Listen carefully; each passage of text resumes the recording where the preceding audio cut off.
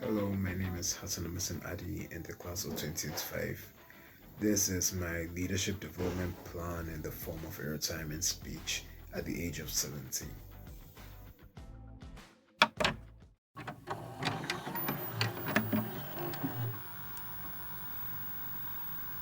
Good evening, ladies and gentlemen. Standing here today reflecting on 4 decades of work is almost surreal. 40 years.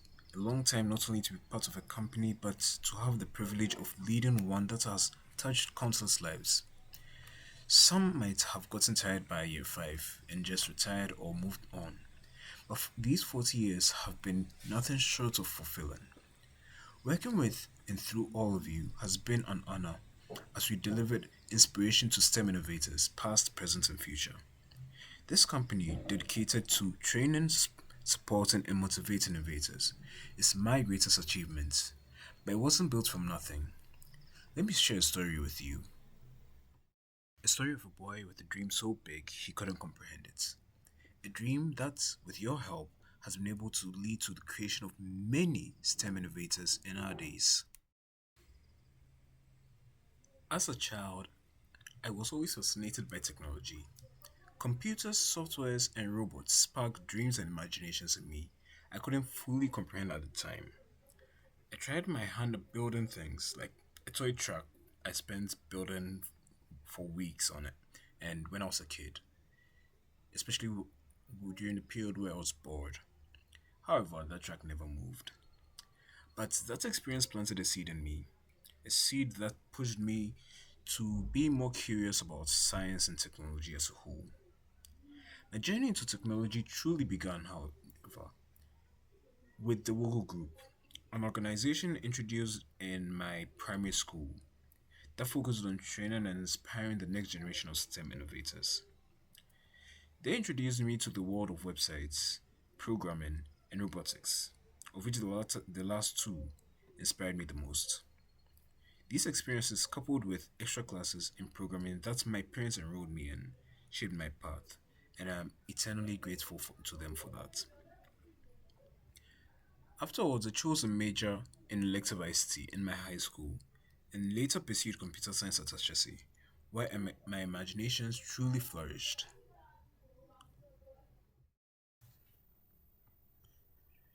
Despite my growing skills, I initially struggled to define my dream. I envisioned a tech utopia, a world of perfection, brought to life through technology, a world where everyone and anyone could dream and imagine whatever they wanted and build on those dreams and imaginations, no matter where they are from or where they are. But it felt just like a fantasy. It did not help that my desire to blend in made me hesitant to take leadership roles. I would have described myself as a quiet, introverted individual with a niche dream of becoming a billionaire. My strengths lay in my curiosity and determination to learn, complemented by my attributes of honesty and integrity put into me by my family, especially my parents. But my weakness included a reluctance to engage in leadership and a tendency to shy away from challenges. However, my time at Ashesi changed everything. The university's emphasis on leadership and social impact, alongside its rigorous academic program, was transformative. The leadership seminar series, in particular, pushed me to open my mind to others' perspectives and to remain optimistic despite my initial pessimism of the world. The first 3 semesters acted as a wake up call, helping me recognize that I wanted and needed to make a difference. But it was during the final leadership seminar, through a service learning program that the school holds, that I truly found my path. Evans, a fellow student who ran a student led NGO called Hopscotch, invited me to join them in teaching teachers at Fidelity Basic School, a school located in the rural area of Denbury Kusu. He invited me to join them in their mission to teach these teachers how to use the Office suite of softwares, Microsoft Word, Excel, PowerPoint. Initially, I felt a sense of superiority, which made me extremely uncomfortable. But after interacting with the teachers, I realized the value of sharing knowledge. One of the teachers shared an experience he had with the Excel software which discouraged him from using it, that he found it too cumbersome and confusing. However, afterwards, He complimented us for simplifying the complex nature of the software and gave an encouraging feedback that he now used the software as a primary source of recording grades as compared to manually writing it down on paper. This experience made me recognize the disparity in access to resources and mentorships that many face, whilst showing me the benefits of sharing skills and knowledge to others who, in other hands, do not have those skills but would benefit greatly from it. It was a transformative moment, a critical milestone that clarified my vision. My dream wasn't just about building a tech utopia for myself, it was about empowering others to dream and innovate, creating a collective future where everyone could contribute to and benefit from technological advancements. There was one thing that scared me from attempting to go down this path: the fear of failing. I was uncertain of what would happen if I fail, but that was the mindset of failing once.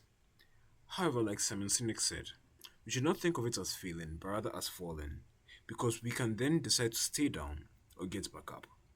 And when we fall again, we still have those two options. Over the years, I had grown significantly. My strengths now included not only technological expertise but also a deep commitment to ethical leadership and social impact.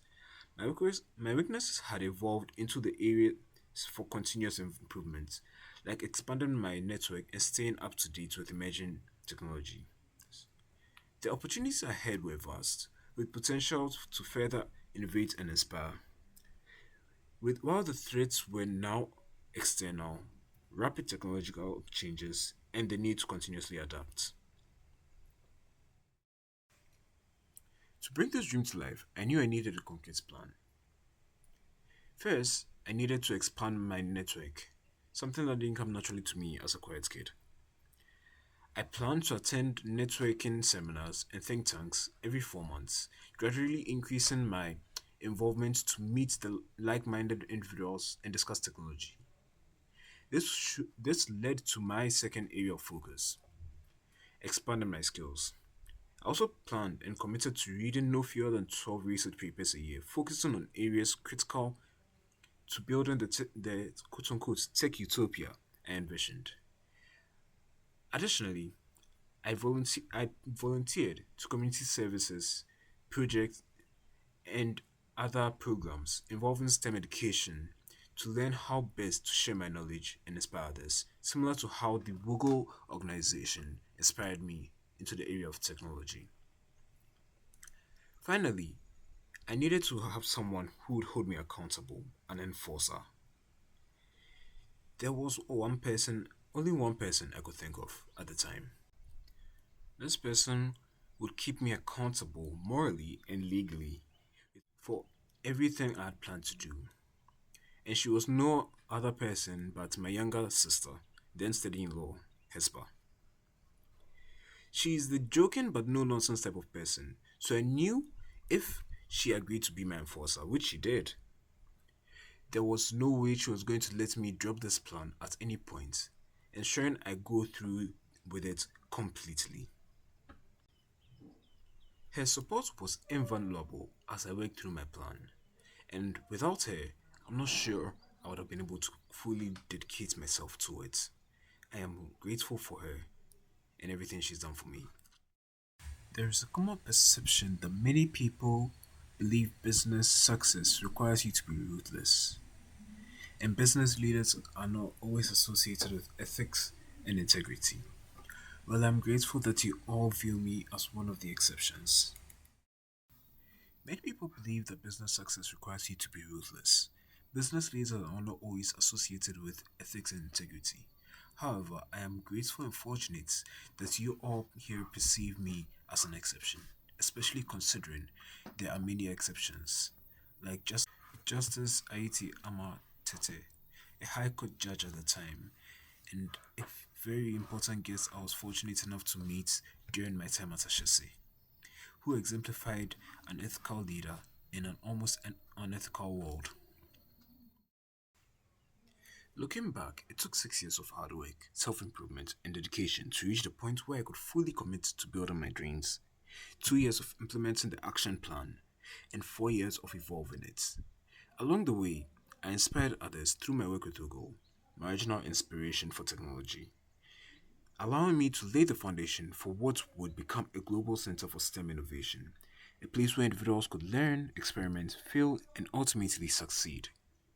Today, I stand before you not just as a wealthy man, but as someone who is proud to have helped create a world where technology is not only accessible to others, but innovation thrives, and where the next generation of STEM leaders are being nurtured.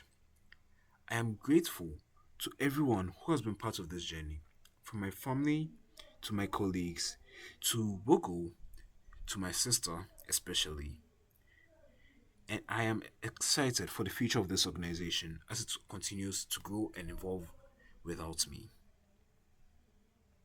Thank you very much for having me for these 4 decades. Thank you for helping me build my dream.